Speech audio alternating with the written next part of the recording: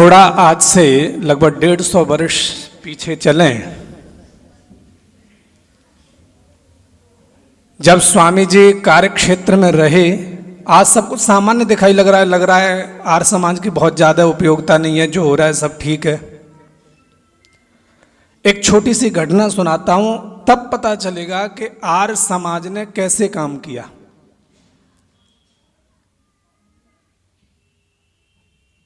दो महिलाएं, लगभग ये बात है 1870 के आसपास की। एक महिला राजस्थान से चली हरिद्वार के लिए, मेरठ होते हुए उसे जाना था। मेरठ पहुंची, मेरठ से उसने बस ली और उस बस में बैठी।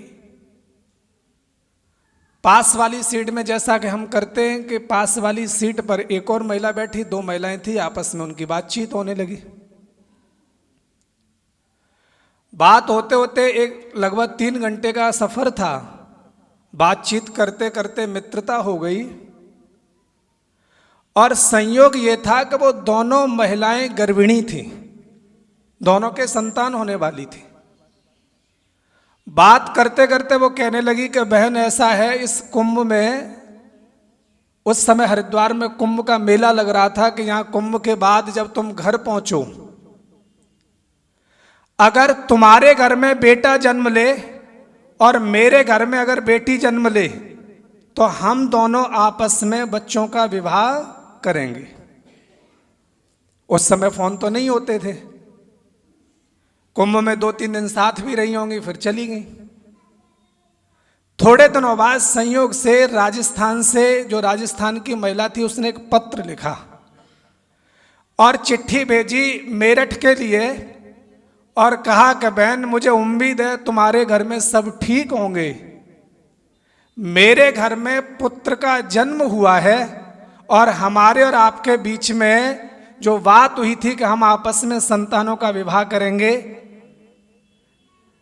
हम चाहेंगे कि हम इस बातचीत को, इस रिश्ते को आगे बढ़ाएं। ये चिट्ठी आई, उस महिला ने पढ़ी। अभी इसके घर में थोड़ा समय था। 2 महीने बाद इसके घर में भी बेटी का जन्म हुआ। इतने में काल का चक्र घूमा। राजस्थान की महिला ने दूसरी चिट्ठी लिखी और उस चिट्ठी में लिखा कि बहन, मेरे और आपके बीच में जो बातचीत हुई थी वो शायद परमात्मा को मंजूर नहीं थी। मेरा बेटा इस दुनिया में नहीं है, अब तुम विवाह किसी और के साथ कर देना। जब इसकी दूसरी चिट्ठी आई, उसी समय में 10-5 दिन में इसकी बेटी का जन्म हुआ। समय देखना कैसा था। अब इधर बेटी जन्म ले रही है, इसने आंखें भी अभी दुनिया में अच्छे से नहीं खोली और परिवार में आसपास के लोग कह रहे हैं कि ये तो हत्यारी पैदा हुई है, पैदा होते ही पति को खा गई। अब ये मां जिसने बेटी को जन्म दिया, ये बाबाओं के पास, संतों के पास जा रही है, कह रही है कोई मार्ग बता दो, मेरी बेटी तो विधवा हो गई। बताइए समय की क्या परिस्थितियां रही होंगी, जिसने अभी संसार भी नहीं देखा है, और ऋषि दयानंद के समक्ष कितनी चुनौतियां रही होंगी। जब किसी के पति का देहांत हो जाए, गांव के सब लोग पकड़ करके महिलाओं को ले जाकर के चिता पर बांध देते थे, और संसार में जितने भी मृत्यु के प्रकार हैं, उन सब में सबसे जटिल जो प्रकार है, जो मरने के जो सबसे गंभीर तरीका है, वो अग्नि से जल करके है। और गांव के चारों, उस चिता के चारों तरफ गांव के लोग लठ भाला लेकर के खड़े हो जाते थे, जिससे महिला चिता से उठ करके बाहर न निकल पाए। ये उस समय ऋषि दयानंद इन कुरीतियों से लड़े। आर्य समाज ने लगभग 150 वर्ष से ही सामाजिक कुरीतियों के खिलाफ आंदोलन किया। तब जाकर के 1973 में ऋषि की जन्मभूमि टंकारा पर इंदिरा गांधी खड़े होकर के कहती हैं कि आज मुझे गर्व है कि उस ऋषि की वजह से मैं इस देश का नेतृत्व कर रही हूं। ये 100 वर्ष बाद रिजल्ट आया। सन 2007 का राष्ट्रपति प्रतिभा पाटिल का बयान सुन लीजिए। मथुरा के अंदर कहा था कि अगर आज महिलाएं समाज में पढ़ने के लिए उन्हें अवसर दिए जा रहे हैं तो ये ऋषि दयानंद की देन है। ऋषि दयानंद के अगर कार्य देखोगे, उस ऋषि, मुझे नहीं लगता कि युग युगांतरों में कोई फिर ऐसा पैदा होगा। ऋषि दयानंद को 1883 और 84 में जगन्नाथ ने नहीं मारा। आज नहीं तो 20-30 वर्ष बाद शरीर को तो छोड़ करके जाना था। जब तक इस संसार में वेद रहेंगे, सृष्टि रहेगी, प्रकृति रहेगी, तब तक ऋषि दयानंद रहेंगे। और अगर कभी सच्चे मायने में ऋषि दयानंद मारे गए तो उनके अनुयायियों के द्वारा मारे जाएंगे। जिस समय आर्य समाज में उत्सव होना बंद हो जाएंगे, समाजों में वेदों की बात बंद हो जाएगी, गुरुकुल की शिक्षा बंद हो जाएगी, उस दिन ऋषि दयानंद मारे जाएंगे। ऋषि दयानंद का मारे नहीं गए। ये उत्सव जरूरी क्यों है? उत्सव कहेंगे साहब कुछ नहीं, लोग आते हैं सुन करके चले जाते हैं, समाज में बदलाव नहीं। अगर एक व्यक्ति भी इस सत्संग से बदल गया, एक वाक्य लेकर के चला गया, इस आयोजन को हम सफल मानते हैं। आज से लगभग 80 वर्ष पहले गुरुकुल कांगड़ी से करीब 20 किलोमीटर दूर ऐसे ही आर्य समाज का उत्सव हो रहा था। अमर स्वामी जी प्रवचन करते थे। उसी गांव में एक छोटा सा बालक जिसकी अवस्था 7-8 वर्ष थी, घूमते फिरते कोई झोली वाले बाबा आ गए। माँ देखती थी कि ये बच्चे का पढ़ने में मन नहीं लगता। माँ ने पकड़ा हाथ और बाबा के पास लेकर के गई और कहने लगी कि बाबा जी इस बच्चे का हाथ देखो, ये पढ़ता नहीं है। जैसे ही बाबा जी ने हाथ देखा और कहने लगे, ओहो ये तो बहुत गलत हो गया, तुम्हारे बच्चे के तो जीवन में शिक्षा ही नहीं है। अरे तुम क्यों इसे पढ़ा रही हो? इसके हाथ में तो विद्या की रेखा ही नहीं है। मां डर गई। शाम को पिता आए।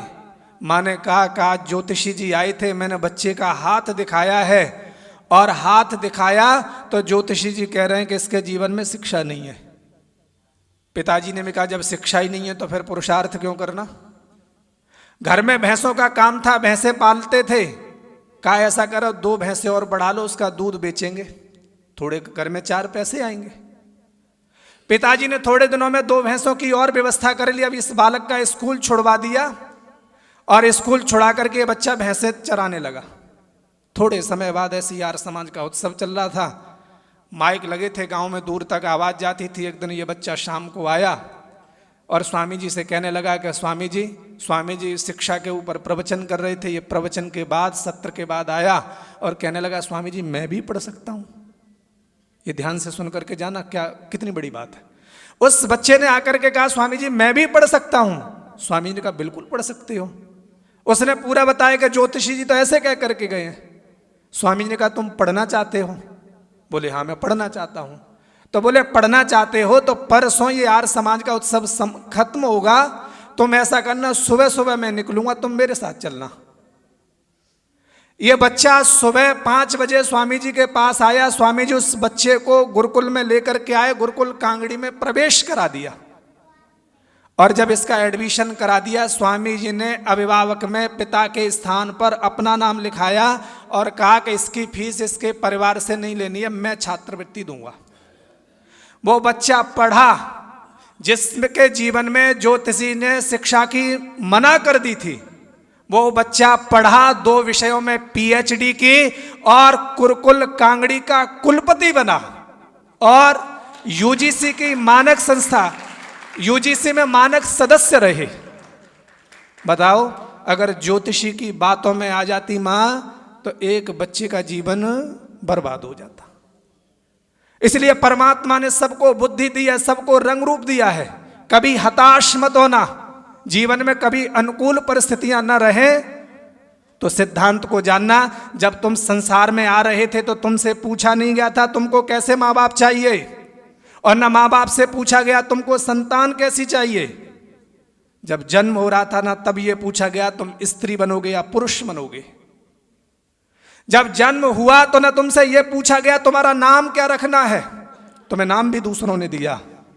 और जब संसार से जाओगे तब भी तुमसे नहीं पूछा जाओगे कि अब चलोगे, अभी और रुकना है। जब आना मेरी मर्जी से नहीं हो रहा, जब जाना मेरी मर्जी से नहीं हो रहा, तो फिर चिंता किस बात की। इसलिए वैदिक सिद्धांत कहता है जीवन में कभी भी चिंतित होकर के जीवन नहीं जीना है। एक ही काम है, परमात्मा की उपासना करना, ईश्वर पर दृढ़ विश्वासी बनकर के रहना और भाग्य के भरोसे न रह करके निरंतर पुरुषार्थ के सारे अपने जीवन, अपनी किस्मत को बदलने का सामर्थ्य रखना। अगर भाग्य के भरोसे रहे तो संतानें नहीं, पीढ़ी दर पीढ़ी बर्बाद हो जाएंगी।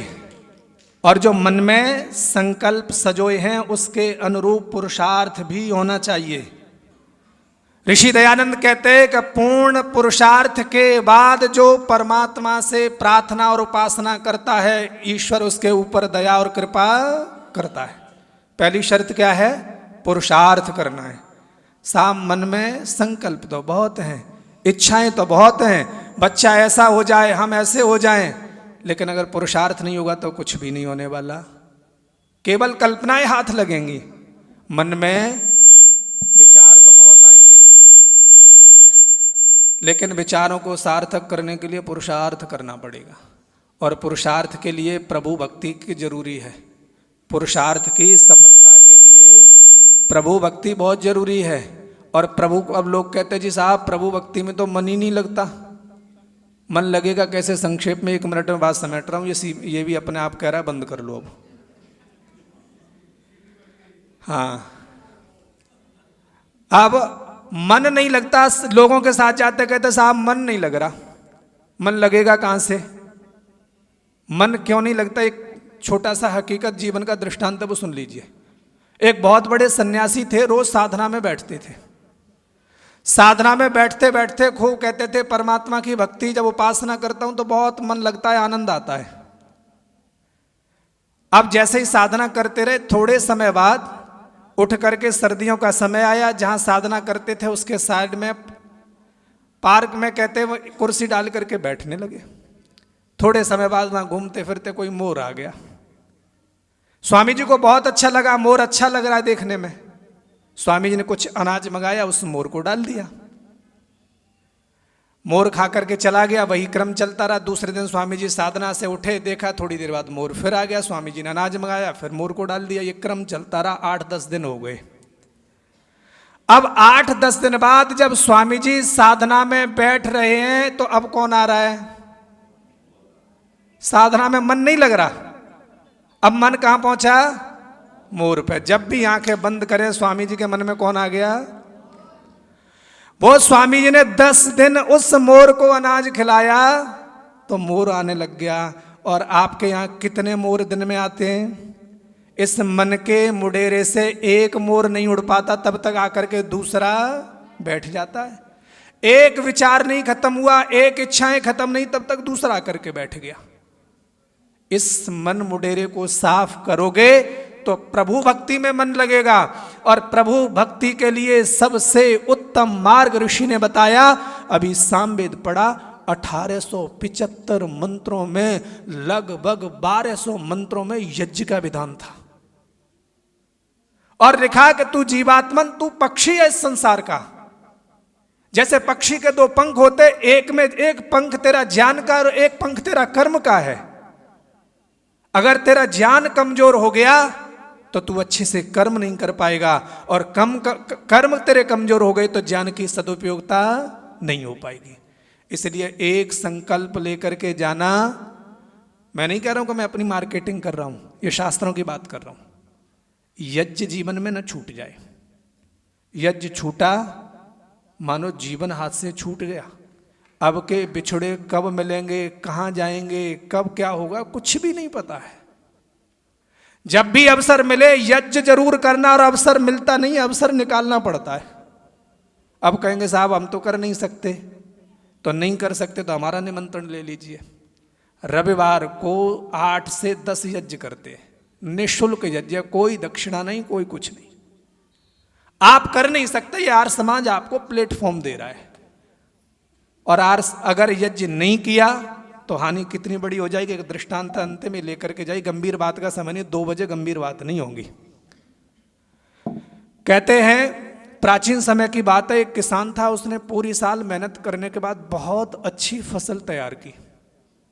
फसल को काटा, मंडी में बेचने के लिए गया और फसल 2000 रुपए की बिची। बेच करके आया, घर जाकर के पत्नी को पैसे दे दिए और कहने लगा कि इन पैसों को रख लो, 2-3 वर्ष बाद बेटी के विवाह के समय जरूरत पड़ेगी, तभी हमारे काम आ जाएंगे। पहले बैंक तो होती नहीं थी। पत्नी ने सुझाव दिया, ऐसा है शहर में जाकर के सेठ जी के पास इन रुपए को गिरवी रख दो, जमा कर दो और जब जरूरत होगी तब लेकर के आ जाना। सेठ जाकर के जमा करके आ गया। समय चलता चला गया, 2-3 वर्ष बाद पैसों की आवश्यकता थी, इधर बेटी का विवाह करना था। ये लौट करके गया और कहने लगा कि सेठ जी जो मैंने 2000 रुपए दिए थे वो वापस दे दो। तब तक सेठ जी की नीयत बिगड़ चुकी थी। सेठ जी ने कहा कौन से पैसे, किसके सामने दिए? इसने बहुत निवेदन किया, सेठ जी मैं आपके पास 3 वर्ष पहले जमा करके गया हूं। सेठ जी को तो बेईमानी करनी थी। सेठ जी कहने लगे मुझे तो पैसे नहीं दिए हैं। बोले दिए तो कोई साक्षी तो होगा। कहने लगा अगर साक्षी बता किसके सामने दिया? कहा, मेरे बोले मैं और आप थे और वो परमात्मा साक्षी था। सेठ जी ने कहा ऐसा है, परमात्मा साक्षी था तो फिर जाकर के परमात्मा से ले ले। ये बेचारा दुखी होकर के लौट आया। लौटते लौटते जब घर जा रहा था तो बीच में एक विचार आया, क्या मेरे लिए तो बहुत बड़ी राशि थी और सेठ ने बेईमानी कर ली। घर पहुंचा, मन दुखी था। मन दुखी था तो कहने लगा, इसके मन में विचार करते करते एक बात आई कि क्यों ना राजा के पास चला जाए और राजा के पास सेठ की शिकायत की जाए। हमारे यहाँ भी आजकल भी कुछ नेता जनता दरबार लगाते हैं। ऐसे ही राजा जनता दरबार लगाता था। ये सेठ, ये किसान सेठ की शिकायत लेकर के राजा के यहाँ पहुंचा। राजा को पूरी फरियाद सुनाई। राजा ने कहा कि देखो ऐसा है, कल सुबह मैं नगर भ्रमण पर आऊंगा, तुम मुझे उस सेठ की दुकान से बाहर मिल जाना। अब बात पकड़ना। कहते जैसे ही यात्रा चल रही थी, आगे सैनिक चल रहे थे, ढोल बज रहा था, ऊपर हाथी पर राजा बैठा हुआ, रोड के दोनों किनारे लोग खड़े होकर के राजा का स्वागत कर रहे हैं। यात्रा आगे बढ़ रही है, भीड़ में देखा इस किसान ने हाथ जोड़ करके राजा को नमस्ते अभिवादन किया। राजा ने पहचान लिया। राजा ने किसान को पास बुलाया और अपने साथ हाथी पर बिठा लिया। अब हाथी पर कितने लोग हो गए? 2, एक राजा और किसान। थोड़ी दूर यात्रा चली। राजा ने इससे पूछा, ये बता सेठ जी ने देख लिया है? बोला हाँ सेठ जी ने देख लिया, सेठ जी भीड़ में खड़े थे। राजा ने कहा ऐसा है, हाथी से उतर जाओ, घर चले जाओ। ये चिंतित होने लगा, मैं तो न्याय लेने के लिए आया था, तुमने तो हाथी पर बिठा करके भेज रहे हो। अब ये घर की तरफ जा ही रहा था। ये सोचते हुए इसने सोचा ये भी चोट ताव खाली चला गया। जा ही रहा था घर की तरफ, थोड़ी दूर चला, देखा पीछे से कोई व्यक्ति आवाज लगाते हुए आ रहा है। पीछे मुड़ करके देखा तो सेठ जी भागते हुए आ रहे हैं। सेठ जी ने कहा भैया ऐसा कर, 2 मिनट के लिए मेरे घर चल ले। सेठ जी हाथ पकड़ के घर ले गए, अंदर जलपान कराया और जब ये चलने लगा तो कहा कि ये बता, सच बोलना, तूने ये बात राजा को तो नहीं बताई कि सेठ पैसा नहीं दे रहा है? ये डर गया, बोला बता दिया कहीं ऐसा ना हो झगड़ा करने लगे। इसने झूठ बोल दिया, मैंने ऐसी कोई बात राजा से नहीं की है। सेठ ने जेब से 2000 रुपए निकाले और 500 रुपए कहा कि ये तेरी बेटी का कन्यादान है और तू मुझे बुलाना, तू और कहेगा मैं तेरा और सहयोग करूंगा, लेकिन ये बात राजा से मत कहना। ये किसान उस सेठ के घर से बाहर निकला और बाहर निकल करके हाथ जोड़ने लगा और हाथ जोड़ करके कहने लगा कि प्रभु, इस संसार के राजा के साथ केवल 5 मिनट बैठा हूं, तब मेरे काम बन गए। जिस दिन मैं तेरे पास बैठने लगूंगा फिर दुनिया में कभी मेरी कोई समस्या नहीं रहेगी।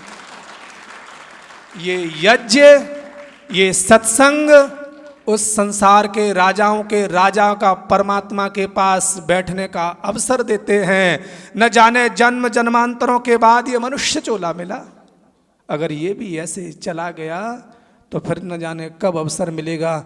इसलिए सज्जनों, ये अवसर न छूट जाए, इसलिए परमात्मा के साथ जुड़ करके उसकी उपासना करें। जहाँ भी जैसी आवश्यकता लगे, कभी कोई मांगने के लिए आए तो धन्यवाद करें कि कम से कम परमात्मा ने मांगने वालों में नहीं, देने वालों में खड़ा किया है। इसलिए ईश्वर की कृपा है कि आप यहाँ बैठे हुए हैं, इसलिए परमात्मा का धन्यवाद करें। ईश्वर ने अवसर दिया है।